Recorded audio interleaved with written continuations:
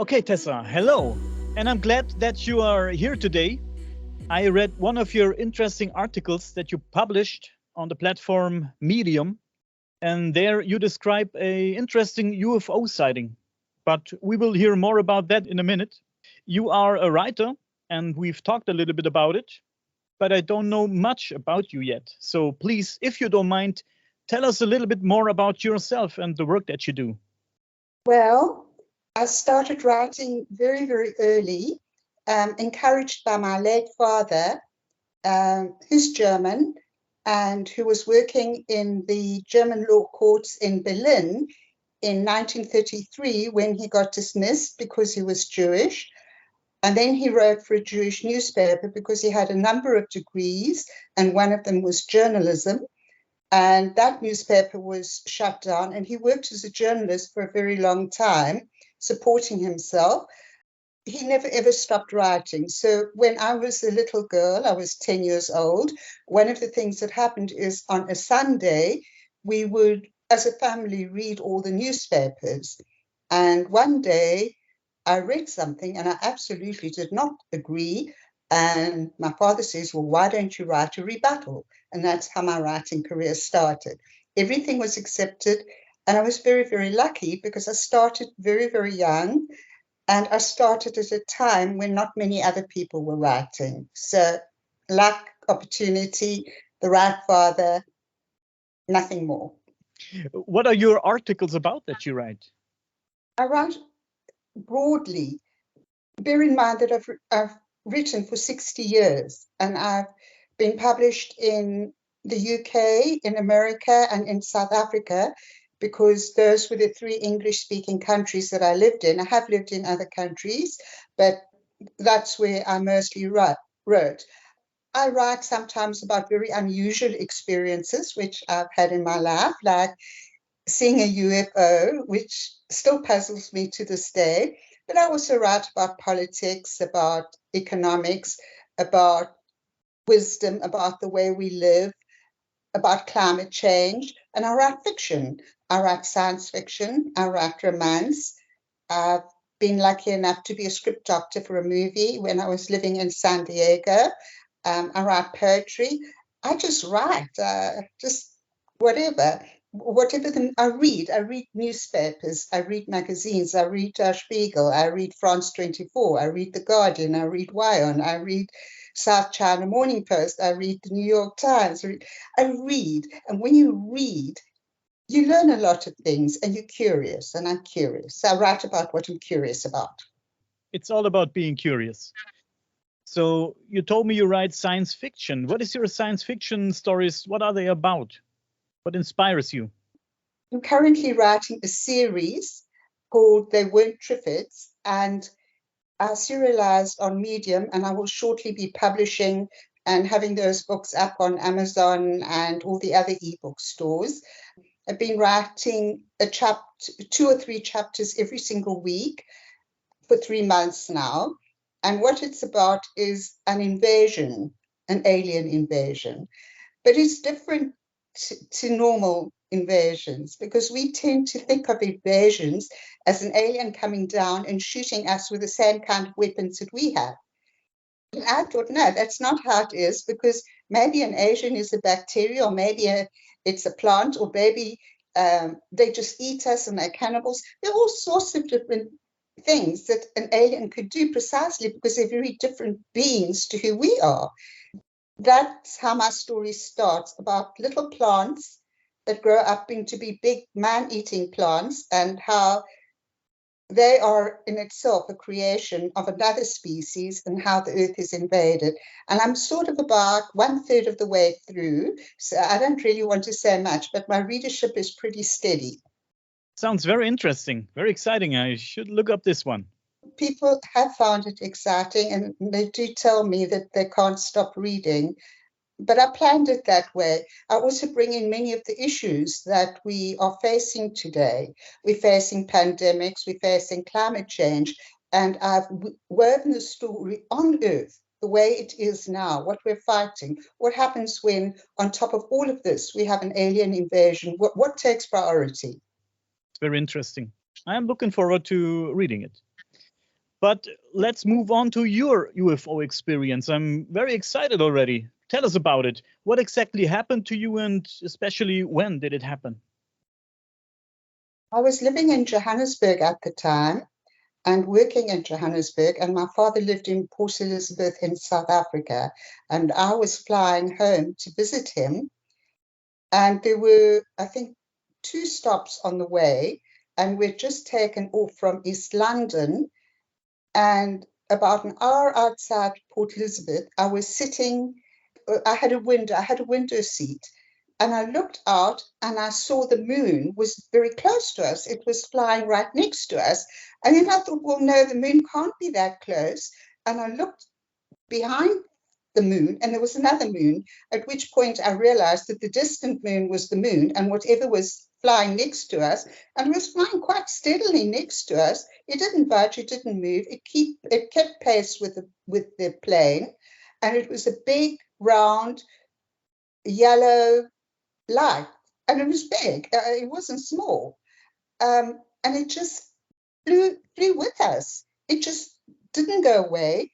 It didn't dodge. It was like almost attached to our plane. It just flew with us. And I watched this in absolute fascination for about 5 or 10 minutes. I don't know how long, but I was absolutely glued to it. And I kept looking up at the moon and looking back at this big, round yellow light that was flying alongside us. And eventually I turned to the man next to me and I said, "What's that?" And he was very interested in reading his book. And he looked at it and said, "Oh, that's the moon." And I was young. I was too scared to say to him, "No, that's not the moon. It looks like the moon, but it is not the moon." So I didn't say anything. And eventually I just stopped looking at it because it didn't go away. It just really kept pace with the flight. When we landed, it wasn't there anymore. So I don't know at what time it disappeared. And then the next morning, there were pictures all over the Eastern Province Herald, which was the morning newspaper of this town I grew up in. And there were massive pictures of them. They were taken from every single angle. So there's no way that people could say that was your imagination, because these photos were taken by the press, they were taken by people, and the paper was full of them. So I said to my father, "Daddy, that's what I saw last night." He said, "Oh, yes, yes." The EP Herald had phoned him because he was the president of the Astronomical Society, and they had asked him what it was. And he said he told them it was bored lightning. Now, to this day, I do not know what bored lightning is, and I have looked it up. And what I've tried to find out is whether bored lightning is stationary, because when I think of lightning, I think of something that goes zap, zap, zap, and it disappears. But surely if something was bored lightning, it would go zap, zap, and disappear. I mean, it wouldn't fly for 10 or 20 minutes and not and be around consistent light. So, and I never really said anything, but the paper didn't quote my father. They quoted somebody else. And he said it was a UFO. It was probably some sort of alien craft. And I suppose that's what the newspaper wanted to know, because it's the first thing that's on everybody's mind. You don't see something like that and think it's normal. It's such a rare thing to see something like that. And I'm pretty sure that's what was on everybody's mind, that it was some sort of spaceship, something that we didn't know about, but nobody could really say. And that was really the end of the story. Very interesting. So it was not close enough for you to see if it had like windows or something. You know, it was close, but it really did look like the moon. I was looking at some videos earlier this evening, and there was also one like that, like a big round light, but that one was moving quite fast. And there were other round lights with it, but you could see that the 3 or 4, and this is on the story that I wrote, they were in the distance, whereas the big round one was quite obviously quite close. you couldn't see anything. It was, I'm trying to think of the exact words. It was, if you look into the sun, you can't really see anything except a bright light. And that's really what it was. It had a very clear definition. It was definitely round. It wasn't blurred. It was very definitely round. It was different to the moon in one sense, in that there were no shadows or anything. There weren't any shadows. It was one consistent light. It was completely consistent. There wasn't anything about it. It was a round circular light that was moving and flying alongside us. It had to be controlled. Nothing can remain pacing an aeroplane in the sky at the same level, at the same pace, and not somehow be controlled by something. There had to be some form of control. Whoever was flying that, or whatever was flying it, I don't know, but it had to be intelligent, and it had to have some sort of direction. How was it possible for something to fly alongside an aeroplane? I mean, I don't know. Do you think more about the possibility of extraterrestrial life after you experience this? It's one of those topics where I'm too scared to talk much about it, because in the past, if you had to tell people things like that, they would be inclined to dismiss it. UFOs have been dismissed for a very, very long time. I know that once when I was sailing from Gibraltar to Cape Town, I was on a ship, and I mentioned this to the guy, and he said to me that he'd once been on an ocean gang ship, and he'd also seen a UFO, and he was pretty certain about it. But his was different to the way I saw it, but he was also of the opinion that it was some sort of flying craft and it wasn't earthly. I think that's one of the few times I spoke about it. And even when I wrote the article, I expected to be mocked. It's really only recently, with the revelation that the US has released all these papers, that this has now become acceptable to talk about these things. You think about it, and there have been a couple of times when, I just want to say this, when I've sort of met people and I've had experiences that where people have read my mind, telepathy, and funny, strange things that have happened once off.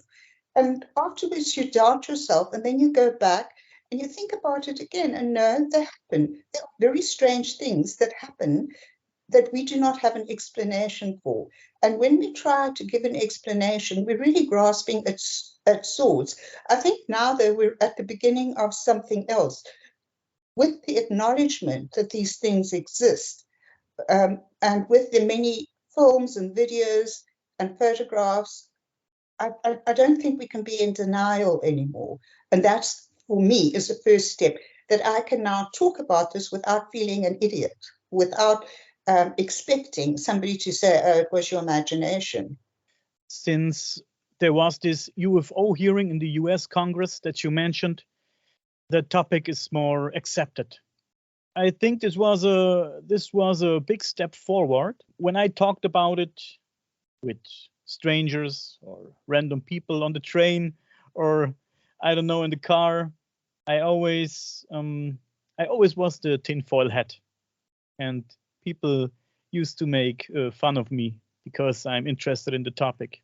And I also had a UFO sighting when I was 16. I am 42 years old now, and I saw a triangle-shaped UFO in the sky along with two friends when I was 16. We saw it in the sky, and it was moving very fast and very strangely. It was a very interesting and intense experience back then. It was very interesting. I think what comes to me, and which I'm very curious about, I don't think much of Donald Trump, but I was very curious that he started the Space Force, because in order for him to start that Space Force, he had to have access to some information that isn't broadly known. And it could have been crazy, but it's going. And I want to know why. What was it that he learned about that made him make that decision? And yet, if there are aliens of any sort on this earth, we as yet have not been harmed. That's true. You know what, Tessa? Some call it conspiracy theory, but I really do think that the governments, whatever governments, especially the US government, knows more than they tell the public. What do you think about it? I was absolutely stunned when all that information, when they released all that information, because in a way I had been kept quiet by social pressure not to speak about something like that. And there'd been constant denials for years and for decades. And so when they released it, it was very unexpected. And I still want to know what they're hiding. That's crazy, because I feel that they've only released a little bit to satisfy the demand. I think there has to be more, and I want to know what the more is. I don't know. That's exactly what I said yesterday in another podcast. They gave us a little bit of information, just a little bit, to satisfy, like you said, the people who wants to know more and called for disclosure, as they call it. But they didn't tell us everything. I think they know way more than they told us. Way more. I would agree with that. I think a lot more is known than is given to the general public. And then I have to ask myself, why would they hide it? Why would anyone hide something like that? Yeah. Why would they deny its existence? They know it's been happening for years. They've got videos about it. They've got testimony from very reliable pilots. These people aren't the kind of people who make up things. They're very factual in what they see. Why would that be kept from the public? Why? I don't understand. You know, it would change a lot. It would change a lot when it comes to religion, for example. Religion. It's all about the technology. Imagine the US government is in contact with alien or extraterrestrials, and maybe they exchange technology. Everybody wants to have the technology. If it would come out that US government has alien technology, of course, everybody also wants to have it. Let me put something else to you. It wouldn't only be the US government that would have experiences like that. These events, the thing that happened to me happened in South Africa. The thing that happened to the guy on the ship happened in the middle of the ocean. These things must happen in places like China, like Russia, in Africa. They must be happening all over the place. And if there are governments, apart from the United States, who must also know about them. So it's not only the United States that is not saying anything about this. There have to be other countries that have also dismissed it, or they're just not saying, or they're like me, they're too scared to say anything. If what they are doing is exchanging technology, which countries are they exchanging technology with? Right now, China is supposed to be, according to what I read, is supposed to be surpassing America in military technology, or at least that's what I've read. They've got missiles that now are very, very long range, which the US does not have. And so that's one sort of technology. But, you know, in this book I'm writing, I'm getting away from weapons for a reason, because we're inclined to think of conflict with weapons, but there's also assimilation. You interbreed, you produce a new species. We have all these stories about, please, I'm a science fiction writer. You know, I have an imagination. I think of these things. So what happens if you have all these people who were sort of taken up and they were experimented on, and the real reason that this all happens is because they're producing a sort of interspecies between our species and another species, which will be some sort of superior species. There are so many possibilities. We shouldn't only be thinking of conflict. We should be thinking a lot deeper and a lot further. I don't have any answers. I just have an imagination. And I suppose for a long time, I didn't really want to speak about it. Now it's sort of okay to say, well, yeah, let's talk about it. Sounds like a new book is in the making.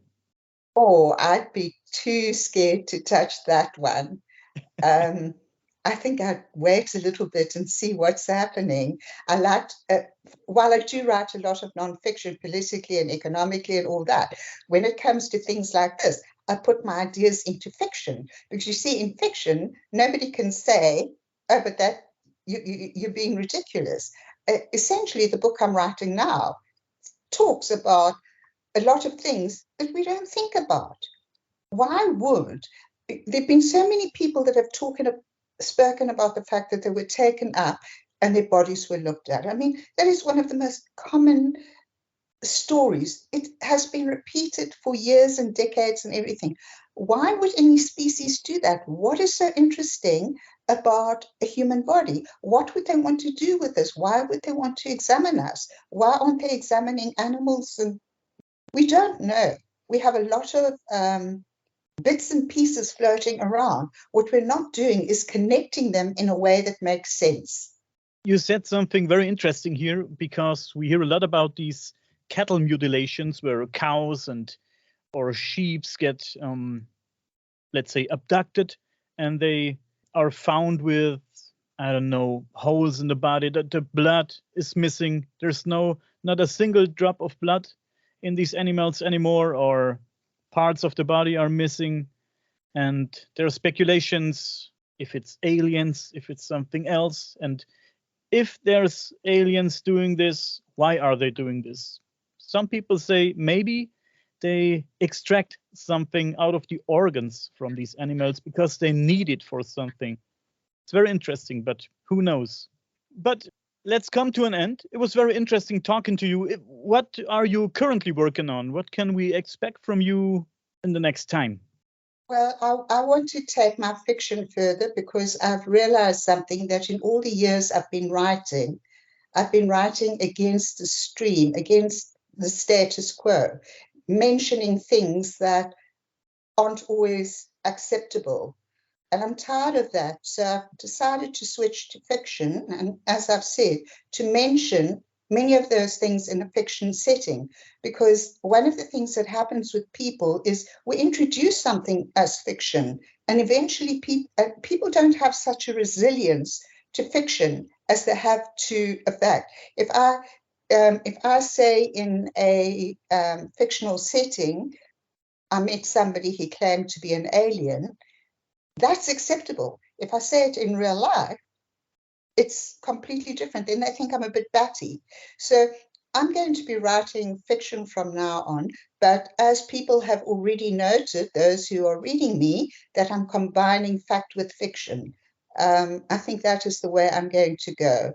And the reason I'm doing that is to introduce topics that people don't really want to talk about and don't really want to consider. And I think my basis for that is fiction. I probably will still write non-fiction articles, but I think mainly I want to present new ideas.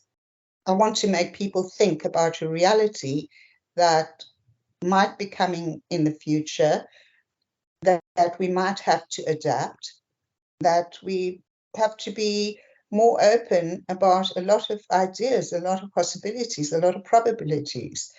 That's about all, really. Nothing exciting about my life, just a writer.